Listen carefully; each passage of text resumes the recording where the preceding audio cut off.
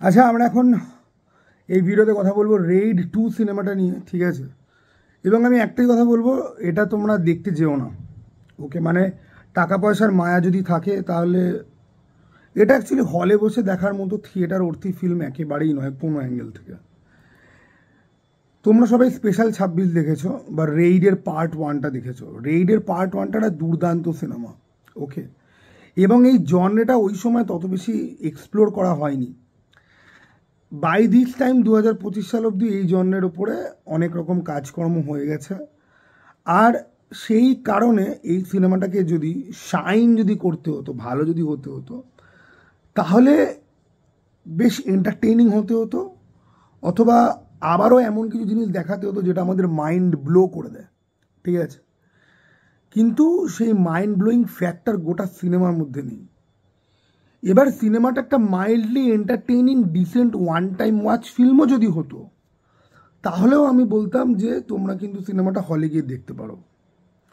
অমিয় পটনায়কের যে ক্যারেক্টারটার একটা মোরাল আছে, এথিক আছে, এবং ভিলেনরা সেটাকে ভাঙার চেষ্টা করে। সঞ্জয় শুক্লার ক্যারেক্টারটার সাথে ওর যে আইডিওলজিক্যাল ওয়ারফেয়ার শুধুমাত্র নয় যে ও চোর, কিন্তু ওর প্রেস্টিজ অনেক বেশি।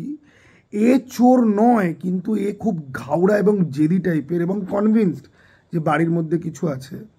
দেন যে টুইস্ট, যে ওদের বাড়ির পুত্রবধূ, তার বরটা অনেকটা মানে হিজড়া টাইপের, ঠিক আছে?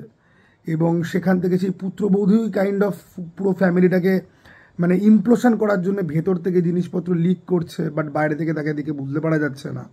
বা সঞ্জয় শুক্লার যে দুটো ভাই ছিল, দুটো হারামির বাচ্চা ভাই, যারা লাইক ভাই সূর্য আমরা দুজন চাঁদ, তাতেই আমাদের বিশাল রাজত্ব।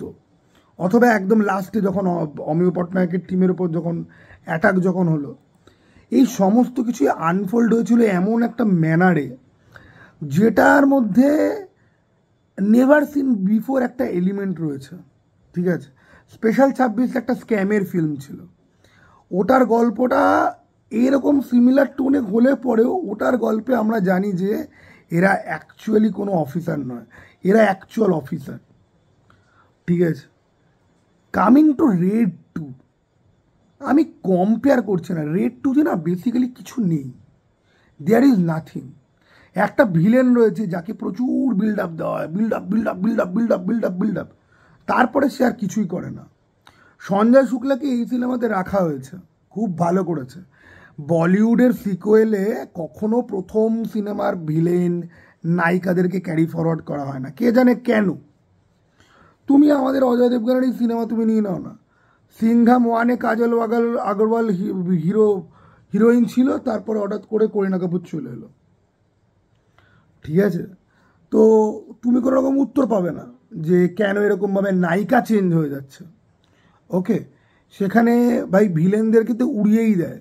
যেহেতু সঞ্জয় শুক্লার ক্যারেক্টারকে লাস্টে অ্যারেস্ট করা হয়েছিল, মারা হয়নি, তাকে এখানে ঢোকানো হয়েছে। একটুখানি ফোর্সডভাবেই হয়তো ঢোকানো হয়েছে, কিন্তু তার কমেডিগুলো এত ভালো ওয়ার্ক করে। আর প্রথম সিনেমাতে একটা লোক ছিল যে মির্জাপুরে পুলিশ অফিসারের ক্যারেক্টার করেছিল, সেই লোকটার নামটা আমি জানি না। প্রথম সিনেমাতে তো ও কাইন্ড অফ ভিলেনের পাঁচাটা আদমি মতনই ছিল, তারপরে অমিয় পটনায়কের দিকে চলে আসবে। সেই লোকটা এই সিনেমাতেও আছে, আমি তার নাম ফাম জানি না। এরকম কিছু লোকজন রয়েছে যাদের অভিনয় ভালো, কমেডি বা কিছু ডায়লগের মুহূর্ত ভালো, কিন্তু একটা লম্বা চড়া ফিল্মে কোনো সিকোয়েন্সই যদি এন্টারটেনমেন্ট অর্থী তো বাদ দাও, ঠিক আছে? কোনো এই যে প্রথম সিনেমাটার মধ্যে যে কিছু খুঁজে পাচ্ছে না খুঁজে পাচ্ছে না খুঁজে পাচ্ছে না, তারপরে ঘরের থাম ভেঙে, দেয়াল ভেঙে, সিলিং ভেঙে, ওই যে বন্দুক নিয়ে অ্যাটাক করতে আসবে, হাত থেকে বন্দুকটা কেড়ে নিয়ে ভুল করে, কেড়ে নেওয়ার সময় ধস্তাধস্তি ভুল করে বন্দুকটা চলবে, সিলিংটা ফাটবে, ওপর থেকে সোনার বিস্কুটগুলো পড়বে, ওখানে ব্যাকগ্রাউন্ড মিউজিক, ওই পুরো সিকোয়েন্সটা, ঠিক আছে? বা জুতো খোলা নিয়ে, যে ঠাকুর ঘরে ঢুকবে জুতো খোলা নিয়ে ইয়েটা, বা ঠাকুমা, অমিয় পটনায়কের ওই প্রথম ফিল্মে সৌরভ শুক্লার যে মায়ের চরিত্র, যে ঠাকুমাটা বলে দিচ্ছে যে এই থামগুলোর এখানে দরকার ছিল না, এই সিঁড়িটার দরকার ছিল না, এটা জোর করে করা হয়েছে, তখন অমিয় পটনায়কের স্ট্রাইক করবে, তার মানে এগুলো ফলস, এগুলোর মধ্যে থাকতে পারে। ওই যে চ্যালেঞ্জ হিয়ার কিচ্ছু নেই ওসব, তোমাকে কোনো রকম এক্সাইটমেন্ট দেবেই না। প্রথম সিনেমাতে ইলিনা ডিক্রুজ হিরোইন ছিল, বারবার হিরো বলছি আমি, এখানে সেটাকে বদলে দিয়ে ওই বাণী কাপুরকে নিয়েছে। ওই তো স্ট্রেস তম্মা মার্কা ফেস, তার মধ্যে গুচ্ছের বোধহয় অপারেশন করিয়েছে। ওকে একমাত্র ফিল্মের যে ভিলেন, ঠিক আছে, ওই যে এর যে মাস্ক, ও একমাত্র ওই রোলটা করার জন্যই এসছে পৃথিবীতে। মুখে কোনো এক্সপ্রেশন নেই, মুখের মাসেল কাঁপে না, কিচ্ছু করে না, পুরো উডেন স্টিকটার মতো ওকে দেখতে লাগে। আর সব থেকে খারাপ হচ্ছে কি অজয় দেবগন এখন সিনেমাতে পুরো স্লিপ ওয়াকিং করে, ঘুমিয়ে ঘুমিয়ে হাঁটে আস্তে আস্তে। অমিয় পটনায়কের যে ম্যানারিজম সেটা ইটসেলফ খুব কুল কাম কম্পোজ একটা ম্যানারিজম, কিন্তু অজয় দেবগানের তুমি সিঙ্গাম 3 নিয়ে নাও, ঠিক আছে, সিঙ্গাম 3তে ওই যেরকম ও খালি স্লো মোশনে ওয়াক করছে আর ওর সোয়াগ, কোথায় সোয়াগ আমি ঠিক বুঝতে পারি না, বাট সোয়াগ রয়েছে, আমি ফিল করতে পারছি না। এর থেকে বেশি সোয়াগ ওর যখন বলো জুবান কেসরি যখন বলে তার মধ্যে বরং থাকে, নাহলে সোয়াগের কিছু নেই। অ্যান্ড হি ইজ লাইক আমি একটা ভালো ভিলেন নিয়ে নিয়েছি, তার দিকে লোকজন তাকিয়ে থাকবে, মাধবনকে নিতে পারলাম না, মাধবন কেসরি 2 করছে, রিতেশকে নিয়ে নি, রিতেশের সিঙ্গেল ফিল্ম এলে পরে তো লোকে দেখতে যাবে না। এবার Riteish Deshmukh as a villain বেশ ভালো পারফরমেন্স দিয়েছে, কিন্তু তার আবার রিটেন ম্যাটেরিয়াল খারাপ, আর তাকে নিয়ে তো যেন ডিরেক্টর যেন বুঝতেই পারছে না যে তাকে নিয়ে করবেটা কি। কখনো মায়ের অ্যাঙ্গেল আনছে, কখনো মায়ের অ্যাঙ্গেল চলে যাচ্ছে, কখনো এই করাচ্ছে সেই করাচ্ছে, ঠিক আছে, ওকে ডায়ালগবাজি করছে, কিন্তু অ্যাকশনের বেলায় জিরো, বিগ জিরো।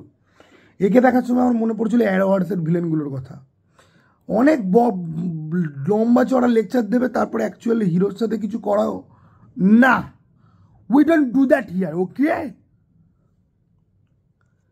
আর এইরকম একটা সিনেমা, তার মধ্যে নাকি গান, ভাই কেন ভাই, কেন, ফর হোয়াট রিজন?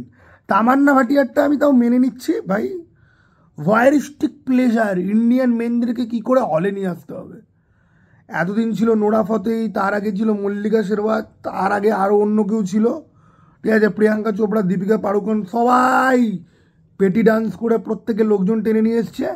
এবারে হচ্ছে কি আমাদের স্ত্রী টু কেন 800 কোটি কামিয়েছে না, তামান্না ভাটিয়ার পেটি দেখিয়েছে, তাহলে এখানেও নিয়ে আসে তামান্না ভাটিয়াকে,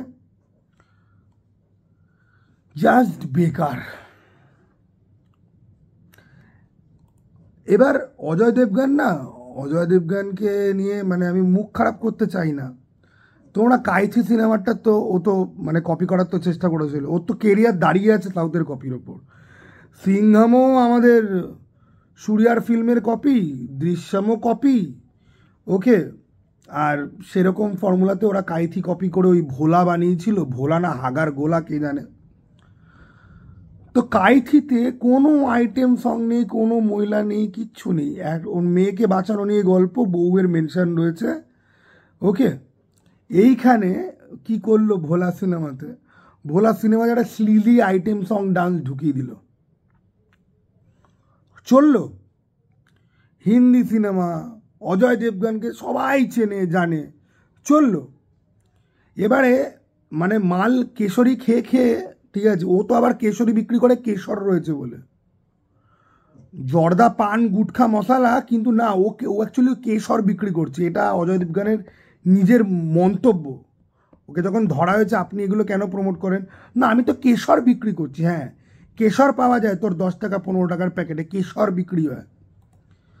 তো এই গুটখা খেকোটা মনে করে যে যেখানে সেখানে আমি ঢুকিয়ে দেবো একটা আইটেম নংস আর লোকজন চলে আসবে।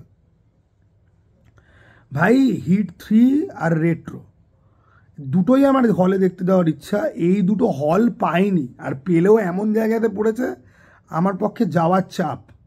আর এই বালের সিনেমা হল পেয়েছে, এর শো সরিয়ে তোমরা রেট্রো অথবা হিট 3 ঢোকাও, বুঝতে পেরেছ, ওকে। এই একদম ঢপের সিনেমা, দেয়ার ইজ নাথিং। হ্যাঁ কিছু এলিমেন্ট রয়েছে ভালো, এদিক ওদিক ছুটকানা, কয়েকটা ডায়লগ, কয়েকটা হাসির সিকোয়েন্স। আমি দেখতে গেছি বাড়া ইনকাম ট্যাক্স রেড নিয়ে একটা অন্য ধরনের হিরো ভিলেন যুদ্ধ, যে পয়সা বাঁচানো নিয়ে। এখন তো money is the super power. Pushpa সিনেমাতে অ্যাকশন করে না, পুষ্পা সবাইকে কিনে নেয়, সেই সিন হিট হয়ে যায়। ঠিক আছে, ফাইনালি ইন্ডিয়ান অডিয়েন্স একদম মেন পয়েন্টে এসছে।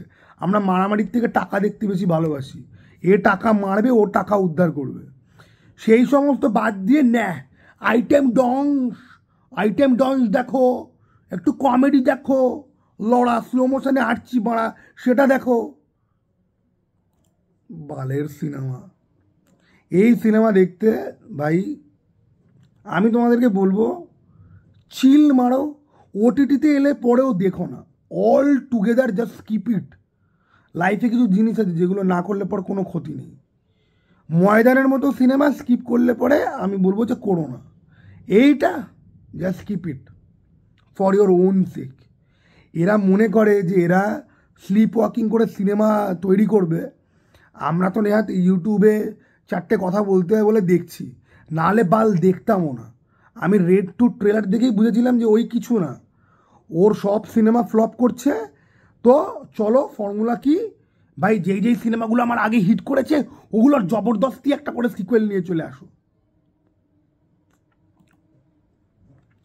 চুদির ভাই চোদ না।